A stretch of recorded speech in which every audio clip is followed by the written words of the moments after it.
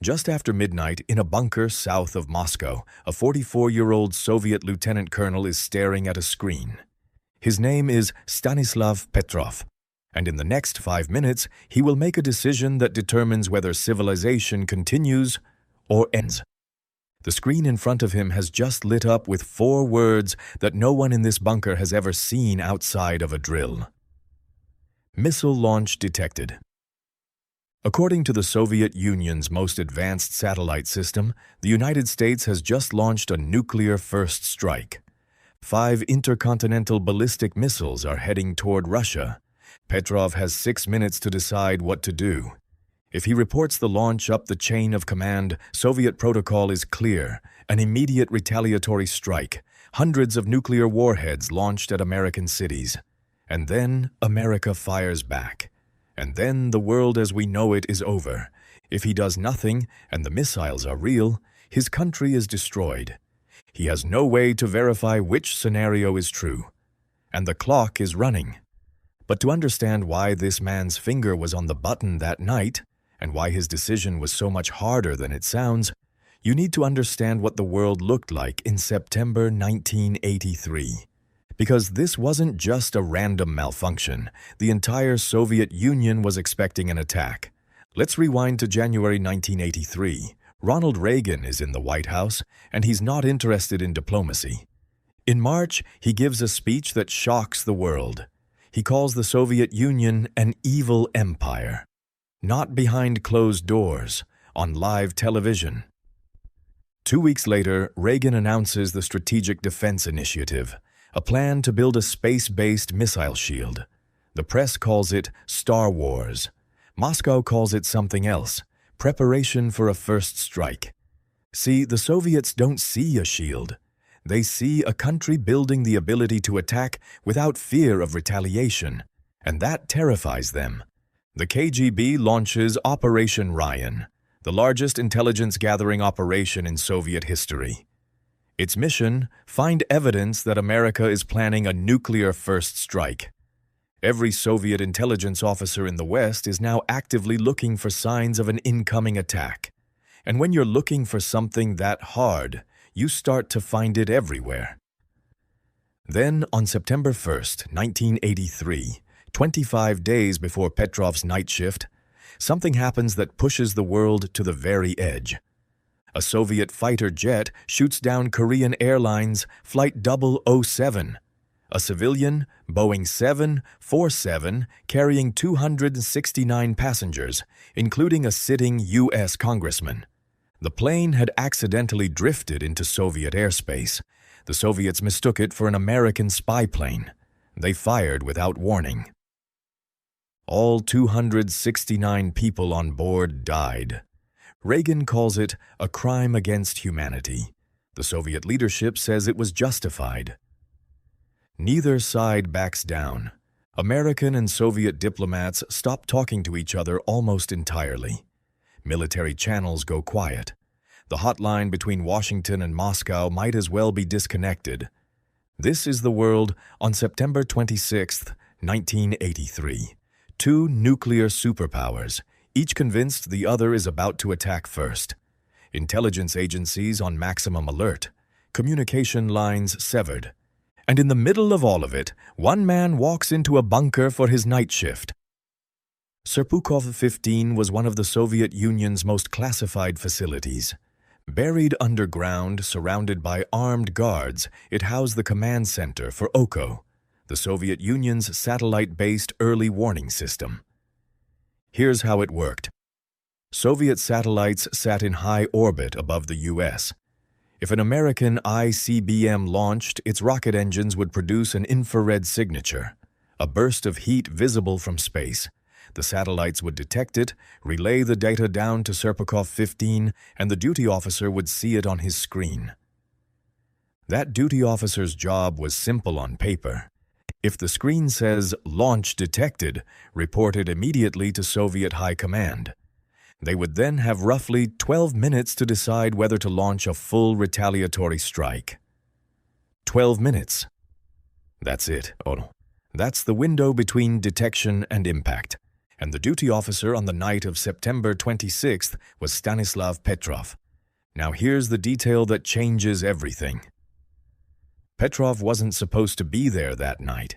He'd taken someone else's shift at the last minute. The officer he replaced was trained to follow protocol without question. Petrov was an engineer. He had helped design parts of the OCO system. He knew how it worked. He knew where it could fail. And that knowledge was about to become the only thing standing between the world and total annihilation. It's just after midnight. Petrov has been at his station for a few hours. The shift is quiet. Routine. Then the siren goes off. Petrov's screen is showing a single word that he has trained for years to respond to, but has never once seen in real life. Pusk, launch.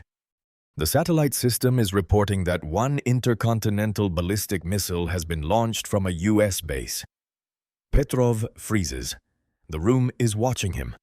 Over 100 military personnel are depending on him to do exactly one thing: pick up the phone, call Soviet High Command, and report that the United States has launched a nuclear attack. He doesn't pick up the phone. Something doesn't feel right. Petrov knows the American nuclear strategy. If the US were launching a first strike, they wouldn't send one missile. They would send hundreds simultaneously. To overwhelm Soviet defenses before any retaliation was possible. One missile makes no strategic sense, but then the screen updates. A second missile, a third, a fourth, then a fifth. 5 American nuclear missiles now heading toward the Soviet Union. The system's confidence level reads high reliability. This isn't a tentative reading. The computer is telling him with near certainty that these missiles are real. The soldiers around him are shouting. Some are crying. Others are frozen.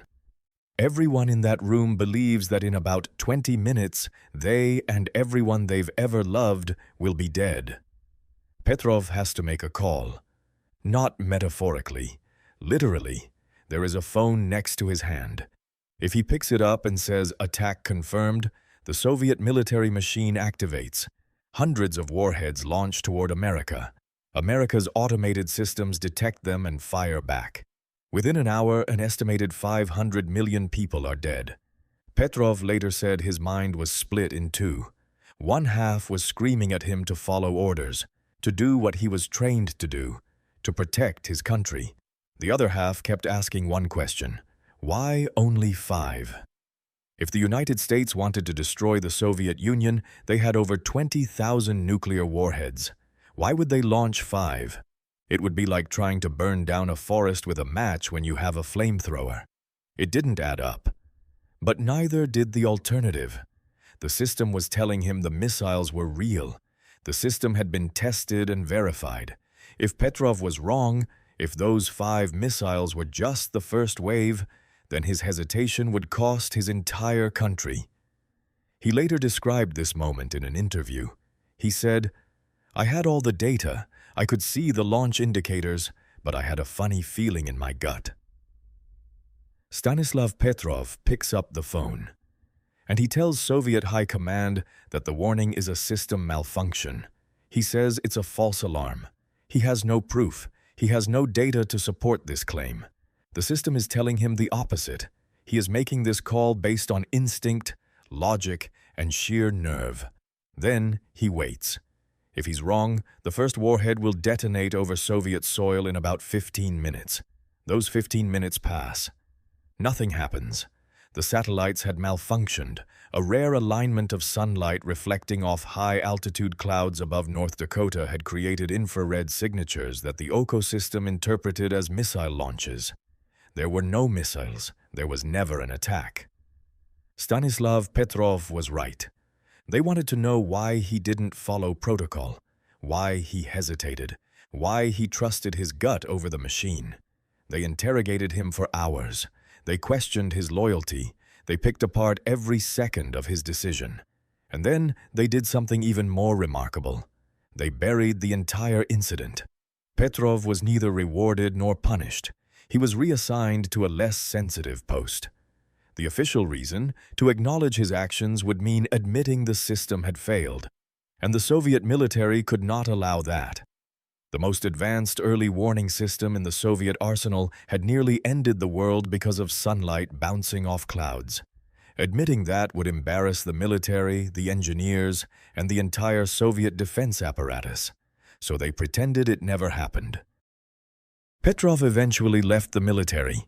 He took a job at the research institute that had built the Oko system. He never spoke about what happened that night. The world didn't learn about Stanislav Petrov until 1998, 15 years later, when a retired Soviet general published his memoirs and casually mentioned the incident. Western journalists tracked Petrov down. They found him living in a small apartment in a Russian suburb. Alone. His wife had died. He was surviving on a modest pension. When they told him he was being called the man who saved the world, Petrov was uncomfortable with the title. He said he was just doing his job, that anyone in his position would have done the same. But that's not true, and he probably knew it. The officer he had replaced that night, the one whose shift Petrov took at the last minute, was known for following protocol to the letter. Military analysts who later reviewed the case believed that officer would have reported the launch as genuine. And if he had, the chain of command would have done what it was designed to do. Launch. Petrov received some international recognition in his final years. The United Nations honored him. A documentary was made about him. He visited the United States once and was given an award. He died on May 19, 2017, at the age of 77, alone in his apartment. His death wasn't reported for months. The world didn't notice. Here's what makes this story terrifying beyond the moment itself. Petrov's incident wasn't unique. It was just the one we know about. Historians have documented at least 22 separate incidents during the Cold War where a nuclear exchange was narrowly avoided. 22 times the world almost ended by accident, miscalculation, or misunderstanding. And those are just the declassified ones. From one side, in 1961, a B-52 bomber broke apart over North Carolina and dropped 2 hydrogen bombs. One of them went through 5 of its 6 safety switches. A single low-voltage switch prevented a 4-megaton nuclear detonation over the American East Coast. In 1962, during the Cuban Missile Crisis, a Soviet submarine captain ordered the launch of a nuclear torpedo at an American warship. It required 3 officers to agree. 2 said yes. 1 said no. His name was Vasily Arkhipov. In 1995, 4 years after the Cold War supposedly ended, a Norwegian scientific rocket was mistaken by Russian radar for a U.S. submarine-launched ballistic missile. Boris Yeltsin was handed the nuclear briefcase. He had 10 minutes to decide whether to launch. He came within 2 minutes of giving the order. We don't think about this. We go about our days assuming that the systems designed to prevent nuclear war are airtight, but they're not. They never have been. Every single time civilization came close to ending, it was saved not by the system, but by a single human being who decided to pause. A duty officer who trusted his gut. A submarine commander who voted no. A radar operator who waited 30 extra seconds before making the call. The systems were designed to eliminate human error. But it turns out, human judgment was the only thing that saved us. Stanislav Petrov didn't think of himself as a hero. He thought of himself as a man who got lucky, who happened to be in the right place, with the right knowledge, at exactly the right moment. But maybe that's what heroism actually looks like. Not a man charging into battle, but a man sitting at a desk, surrounded by chaos, every alarm screaming at him to act, and choosing to think instead.